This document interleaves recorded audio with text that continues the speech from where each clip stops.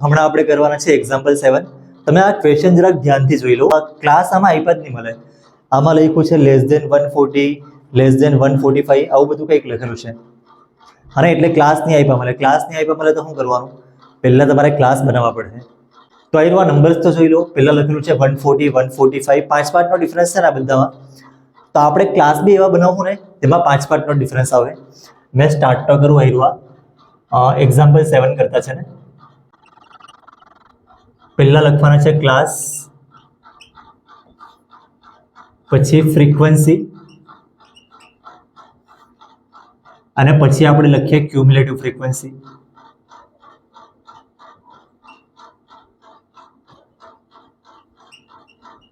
Cumulative frequency આખું લખજો તો સારું પડે, કેમ કે અહીંયા તમે CF લખે ને તો CF ની વેલ્યુ આપણે એકચ્યુઅલી અહીંયાથી બી એક વેલ્યુ લઈએ.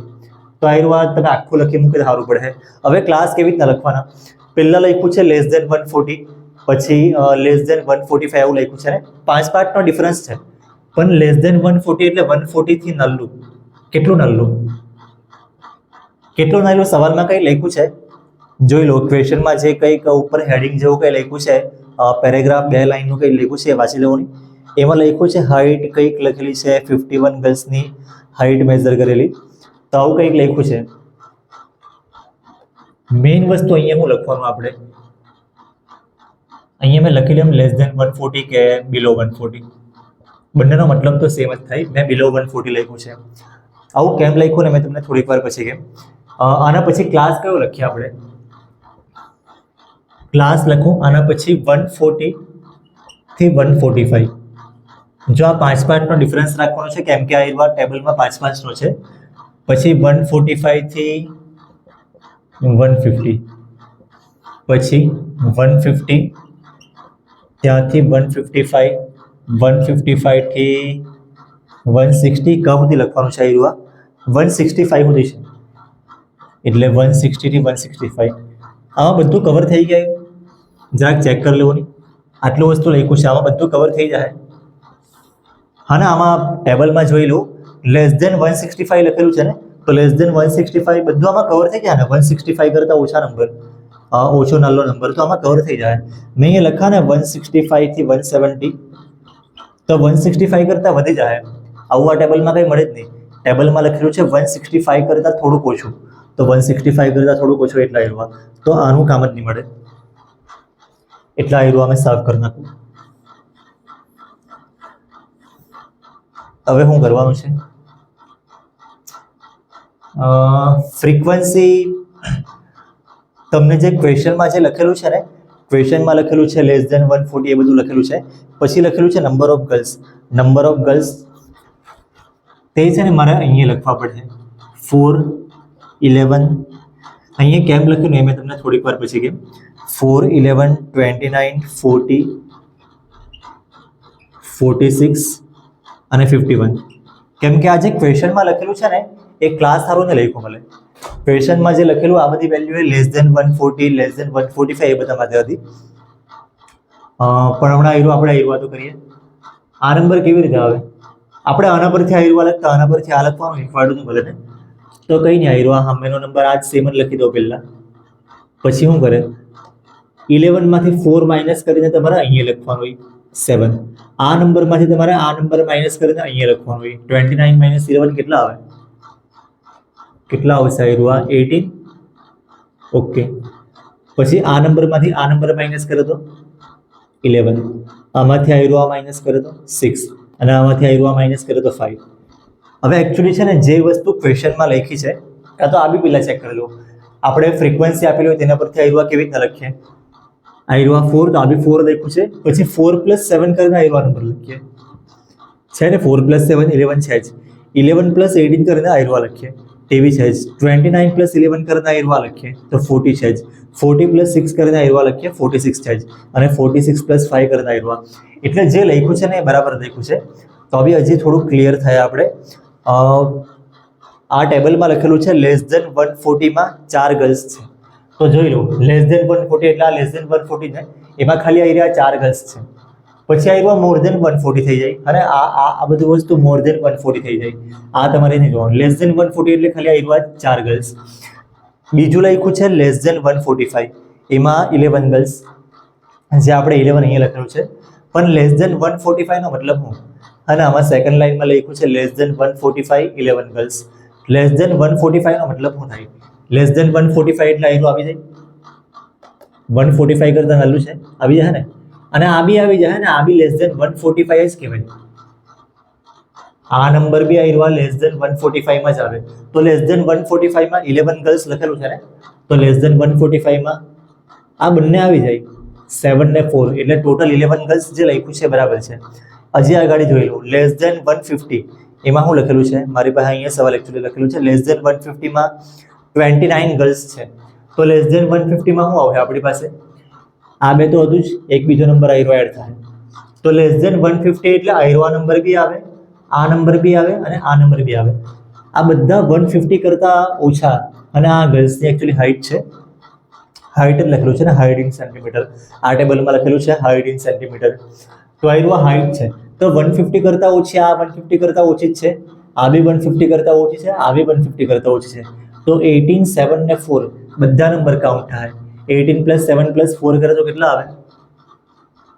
કરો, 18 + 7 25 ને 25 + 4 29, કાં તો ઉલટું કરો, 4 + 7 11 અને 11 + 18 29. એટલે લેસ ધેન, આમાં જોઈ લો, લેસ ધેન 150 માં જે 29 લખેલું એ રાઈટ છે. આના પરથી આપણને ખબર પડી. તો બસ બાકીના બી બધા એવી રીતના રાઈટ જે લખેલું છે એ રાઈટ જ છે. આ ખાલી આપણે ક્રોસ વેરીફાઈ કર્યું છે આપણે. હવે શું કરવાનું? આ ફ્રીક્વન્સીનું એડિશન કરવા પડે ને, અહીંયા 51 અહીંયા આવ્યું છે ને, લખી દઉં સેમ. કરવાનું હોય તો પછી આપણે કરી લઈએ. કેવી રીતના કરીએ? આ બેનું એડિશન 11 + 18 આયરું 29, 29 + 11 આયરું 40, 40 + 6 કરે આયરું 46, 46 + 5 કરે 51. તો 51 આ બધાનું એડિશન બી 51 જ થાય. એટલે આયરું આ લખી દે મેં m, અને એકચ્યુઅલી સિગ્મા fi આપણે લખીએ, પણ હમણાં n કેમ લખ્યું એનું રીઝન છે આયરું આ મીડિયનનું ફોર્મ્યુલા. મેં ફોર્મ્યુલા પહેલે લખી દે, મીડિયનને આપણે કોઈક વાર m બી લખીએ. એનું ફોર્મ્યુલા છે L + n/2 - CF / F × H. તો આયરું આ n લખેલું છે ને, અહીંયા ફોર્મ્યુલામાં n લખેલું છે, તો મેં બી અહીંયા n જ લખું. એટલા માટે ફોર્મ્યુલામાં એકચ્યુઅલી n/2 છે, તો n/2 આપણે કરી નાખીએ. આનું હાફ કર્યું એટલે 51 નું બી હાફ કેટલું આવે? 50 નું હાફ 25 આવે, પણ આ એક વધારે છે તો આ બાજુ અડધો વધારે આવશે, 25.5 25.5 આવશે 51 નું હાફ. હવે તમારે શું કરવાનું? આ નંબર તમારે આમાં શોધવાનું ક્યુમ્યુલેટિવ ફ્રીક્વન્સીમાં. જો એમાં એ નંબરની હોય તો એના કરતાં થોડોક મોટો નંબર. 25.5 તો આમાં નહીં મળે ને, અને એના કરતાં થોડોક મોટો નંબર આવ્યો. તો એના પરથી આયરું 29 છે ને, તો આના પરથી તમને તમારા ઓલમોસ્ટ બધા આન્સર આવશે. 29. હવે આયરું જે ક્લાસ છે ને 145 થી 150, આ નંબર વાળો આયરું આ ક્લાસ કહેવાય, મીડિયન ક્લાસ. અને એમાં L એટલે લોઅર લિમિટ. જે અહીંયા જે L લખ્યું છે ને એ L આયરું છે, આયરું આ મીડિયન ક્લાસ છે, એની લોઅર લિમિટ આયરું 145. તો મેં કાં લખું? એ જ લખી દે, L = 145. પછી અહીંયા જે F લખ્યું છે એ શું છે? F એટલે આની ફ્રીક્વન્સી, આ જ મીડિયન ક્લાસની, એટલે આયરું frequency of median class. Median class આયરું છે, એની ફ્રીક્વન્સી આયરી 18.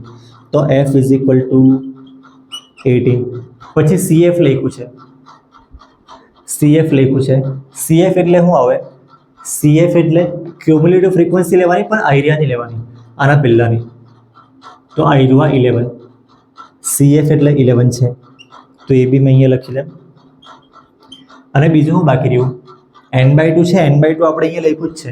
અને h ની વેલ્યુ, h એટલે ક્લાસ લેન્થ. ક્લાસ લેન્થ આમાં કેટલી છે તમે જોઈ લો, અને આના પરથી આયરું ખબર પડે. તો ક્લાસ લેન્થ કેટલી છે? 5 નો ડિફરન્સ છે, અને આમાં કોઈ ડિફરન્સ પ્રોપર નહીં મળે, કેમ કે બિલો 140 એટલે બિલો કયો નંબર ખબર નહીં મળે. પણ કંઈ નહીં, આ બધા ક્લાસમાં તમે જોઈ લો 5 નો ડિફરન્સ છે, એટલે આયરું h = 5. તો બસ આ બધી વેલ્યુ છે, આ ફોર્મ્યુલામાં મૂકવાની છે. હવે મીડિયનનું ફોર્મ્યુલા લખ્યું છે, L ની વેલ્યુ ક્યાં છે? આયરી 145 પ્લસ n/2 એટલે કેટલા લખેલા છે અહીંયા?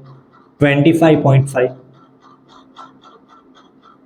માઇનસ CF એટલે ક્યાં ગયું 11, તો આ 11 લખ્યું છે. F એટલે કેટલા લખેલા છે અહીંયા, ક્યાં ગયું F 18, અને h ની વેલ્યુ, h એટલે ક્લાસ લેન્થ એરિયા 5. જોઈ લો હવે આમાં શું કરવાનું છે, આ બેનું માઇનસ થઈ જાય તો આ સેમ લખવાનું. કેટલું હવે આ માઇનસ કરે તો 25.5 માઇનસ 11, પ્રોબ્લેમ થવાના ચાન્સ છે. 25 માંથી મેં ખાલી 25 માંથી 11 માઇનસ કરું, કાં તો 11.0 આપણે સમજી લઈએ. તો 25 માંથી 11 જાય તો કેટલા 14 આવે, અને આ 0.5 ને 0.0 એમાંથી આયરો માઇનસ કરે તો 0.5 આવશે. 18 એમ જ, અને આયરો 5, અને આ 14.5 કેવી રીતના આવ્યું, કદાચ અમુકને પ્રોબ્લેમ થઈ શકે કે હું હવે કરાવી લેમ મેં. જોઈ લો ભાઈ કેટલું, આ 25 હતું, તો આવું છે ભાઈ 14.5 આવી રીતે આવશે. હવે શું કરીએ, 18 અહીંયા છે અને 5 અહીંયા છે. આ 18 કટ થાય, 18 નું હાફ થઈ જાય, પણ આનું હાફ નહીં થાય, આનું બી હાફ થાય.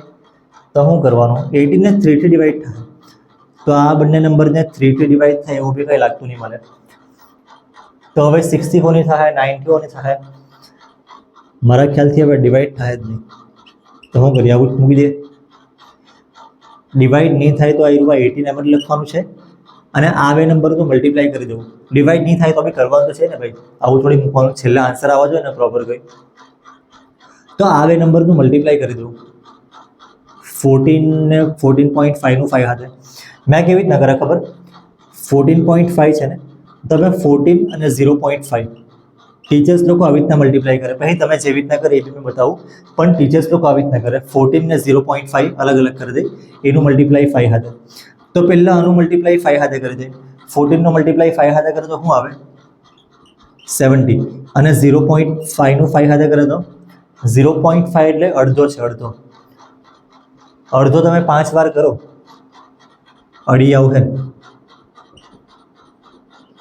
અડી કેવી રીતના એવું ખબર પડી કે આ અડધો, આ અડધો, આ અડધો, આ અડધો, આ અડધો, 5 વાર એરવા કરવાનું છે.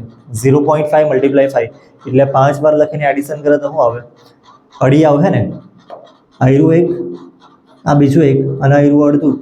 તો ટીચર્સ લોકો આવી રીતના મલ્ટીપ્લાય માઇન્ડમાં કરી દે. એ લોકો કદાચ બધી વખતે કરે નહીં, પણ ઠીક છે ભાઈ, તમને આયરું કરવાની આદત હોય તમે કરાવી દેમ. 14.5 નું હાની હાથે કરવાનું છે, 14.5 નું 5 હાથે. 5 5 ઝા 25, 5 4 ઝા 20 ને 22 ના આયરું, અને કેટલું આવે 7, એટલે 72.5. અહીંયા બી એ જ આવતું હતું ને 70 ને અડી 72.5. તો મલ્ટીપ્લાય એવું નહીં મળે કે અહીંયા જોયું એટલે આવડી ગયું, એવું નહીં મળે, કાં તો આ જોયું એટલે આવડી ગયું એવું નહીં મળે. પ્રેક્ટિસ છે બધું, યુટ્યુબ કંઈ નથી, જે છે તે પ્રેક્ટિસ જ છે. જો આ બધું સાફ મેં કેમ કર્યું ખબર, કેમ કે હજી મેન આવ્યું આ બાકી છે આવ્યું. હા ને, ટેક્સ્ટબુકમાં કદાચ શું લખેલું છે, ટેક્સ્ટબુકમાં મેં જોઈ લેમ. ટેક્સ્ટબુકમાં છે ને આન્સર એવો લખેલો છે ને, હા, આના પછી ડાયરેક્ટ આન્સર લખી મૂકેલો છે. એટલે ટીચર્સ લોકો છે ને તમને કોઈ વાર કહીને કે એક્ઝામ્પલ આયરવા કરવાનું જ સમજીને, તો ડાયરેક્ટ તમે લોકો આયરો આન્સર લખી મૂકે. અને એ છે ને બહુ બધા ફેરવાઈ જાય એટલે આના પરથી છે ને આયરો એક્ઝેક્ટલી આયરવા નહીં આવતું. આયરવા એપ્રોક્સિમેટ છે, પણ આમાં એપ્રોક્સિમેટ લખ્યું નહીં મળે ને. મેં તમને બતાવી દઉં, તમારે આનું ડિવાઈડ કરવા પડે. આનું ડિવાઈડ કરે ને ભૂલ થવાના ચાન્સ છે. કેવી રીતના જોઈ લે, અહીંયા પડે 72.5 છે, મેં 50 લખી લે, ગમે એટલા 0 લખો કોઈ ફરક નહીં પડે. આ બાજુ 18, અને 18 આયરવા 12 લખ્યું છે. તો શું આવે, 18 નું ટેબલ બી નહીં આવડે આજે તો આપણને યાર. 18 4 ઝા 72 આવે, 18 4 ઝા 72 માઇનસ કરે તો 0, અને આયરવા 5 નીચે. શું કરવાનું હવે, 18 ના ટેબલમાં 5, એકચ્યુઅલી 5 નંબર છે ને આના કરતાં બી નાનો છે. આમાં ભૂલ થવાના ચાન્સ છે. 5 નંબર 18 કરતાં બી નાનો છે, તો તમારે એક બીજો અહીંયા નંબર લેવાનો હોય, અને અહીંયા તમારે 0 મૂકવાનો હોય, અને પોઈન્ટના ઉપર પોઈન્ટ આવશે તો છે જ. હવે 18 ના ટેબલમાં આયરવા નંબર કેટલા આવે, 18 3 ઝા વટી જાય ને, 18 2 ઝા કરવા પડે, 18 2 ઝા 36, માઇનસ કરે તો કેટલા હતો 14. પછી અહીંયા આવ્યો 0 હતો એ નીચે આવ્યો. હવે 18 ના ટેબલમાં પણ 14. 18 નું ટેબલ હવે કેમ આવડે યાર?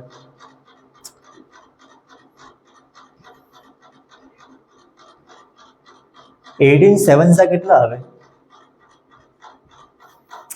18 7 કેટલા આવે યાર? જલ્દી કહો યાર. 126 કરી નાખીએ. 8 7 56 અને આવ્યા 12. 18 7 126 આવે. પછી તો 18 8 વધી જાય, એ નહીં કરવાનું ભલે. 18 7 એટલે આન્સર આવ્યા છે 4.027.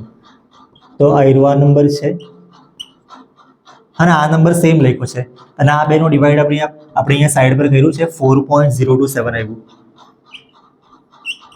હવે આ બંનેને એડ કરે તો શું આવે? 145 પ્લસ 4. પોઈન્ટ પછી બી નંબર છે પણ એ હમણાં નહીં જુઓ. 145 પ્લસ 4 કરે તો 149 આવે અને આવ્યા 027. આવ્યા પરફેક્ટ આન્સર છે. આ જે સર્કલ કર્યું છે ને આ પરફેક્ટ આન્સર છે. ટેક્સ્ટ બુકમાં આવ્યા લખેલો છે. એપ્રોક્સિમેટ લખ્યો છે કેમ કે આપણે અગાડી કરવું ને ડિવાઈડ થાય. કરી જોઈએ આપણે. આનું માઇનસ કરે શું આવશે? 14. પાછો 0. પાછો આવ્યું 18 7 126. પાછો 14. પાછો 0 એટલે આવ્યું છે ને 7 7 આવશે. તો આવ્યું કયું હતું? 4.027. તો આ 27 અને 27 હતું પણ 27 ને કટ કરીને રાઉન્ડ ફિગર 3 લઈ લીધું છે 30. 27 ને કટ કરીને રાઉન્ડ ફિગર 30. તો જો તમે 27 માયરવા કરું ને એકચ્યુઅલી પણ ખાલી બતાવી દઉં. જો તમે 27 ને કટ કરીને અહીંયા 30 લખી દો 149.03 તો આયરવા બને. પછી આ 0 તમે ગણો કે નહીં ગણો એ ફરક નહીં પડે, અહીંયા તમે લખી લો તો બી કંઈ નહીં. પણ એકચ્યુઅલી રાઉન્ડ ફિગર આયરવા છે. હા ને, તમે ડાયરેક્ટ આયરવા લખે એટલે તમને ખબર પડી જ જાય આયરવા તમે કર્યું નહીં મળે. મેં આયરવા શીખવ્યા કરું. એકચ્યુઅલી તમે બચવાની કોઈ ટ્રીક નથી બતાવતો કે હોમવર્કમાં કે ટીચર્સને ગાળ ખાવાથી બચવાની એવું કોઈ ટ્રીક નથી બતાવતો. ખાલી આ શીખવતો છે મેં. પરફેક્ટ આન્સર આયરવા છે 149.027. પછી તમે આ બીજો 7 લખો તો બી કંઈ નહીં લખે તો બી કંઈ નહીં, બહુ ફરક નહીં પડે કેમ કે બહુ એકદમ દૂરના નંબર છે ને પોઈન્ટ પછી, એટલે એટલું ફરક નહીં પડે. તો બસ આયરવા આન્સર છે. આમાં હું મીડિયન હાઇટ છે ને, મીડિયન ફાઇન કરવાનું છે એટલે આયરવા મીડિયન હાઇટ લખી લે. મેં મીડિયન હાઇટ 149.0277 સેન્ટીમીટર. આટલી હાઇટ આવી મીડિયન. 150 ના આસપાસ છે. 150 સેન્ટીમીટર હાઇટ હોય કોઈની. તમારી હાઇટ કેટલી તમને ખબર છે કે પછી ભાઈ હાઇટ પૂછે એટલે ભાઈ ઉપર જોવા લાગી જાય? ખબર હોવા જોઈએ.